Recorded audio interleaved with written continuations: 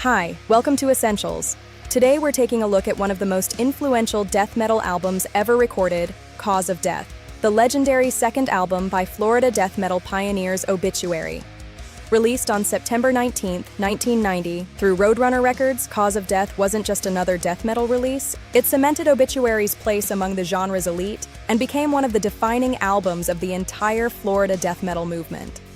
Following the raw aggression of their debut album, Slowly We Rot, Obituary returned with a darker, heavier, and far more atmospheric approach.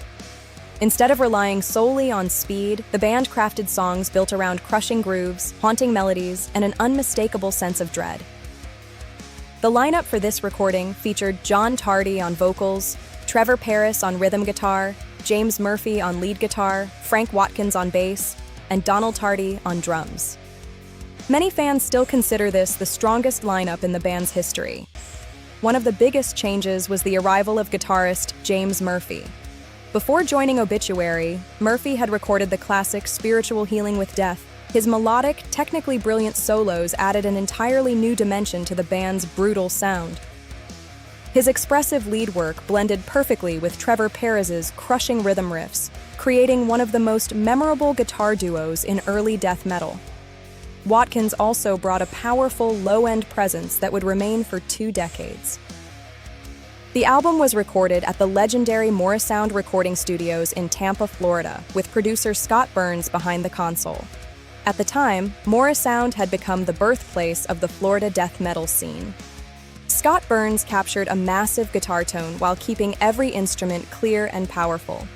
His production gave Cause of Death a thick, organic sound that still holds up remarkably well more than 3 decades later.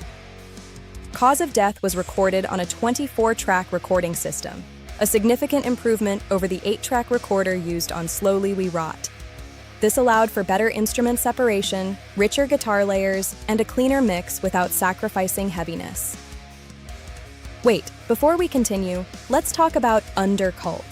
We want to hear your local bands and help their audience grow. If there's a band from your city the world needs to know about, write to us at donessentials@gmail.com. Let's build the next generation of the cult together. John Tardy's vocals deserve special recognition. Tardy treated his voice almost like another instrument. His deep growls and tortured screams remain instantly recognizable today. Musically, the album balances crushing grooves with bursts of speed. Songs like Body Bag and Dying demonstrate the band's ability to create an oppressive atmosphere through slow, devastating riffs rather than constant blast beats. The album's best-known song is undoubtedly Chopped in Half. Its instantly recognizable opening riff has become one of the most iconic guitar hooks in death metal history. It's a highlight of every live performance.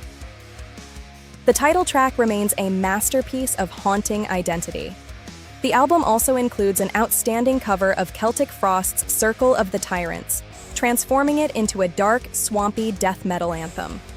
The cover was painted by legendary artist Michael Whelan, titled Lovecraft's Nightmare.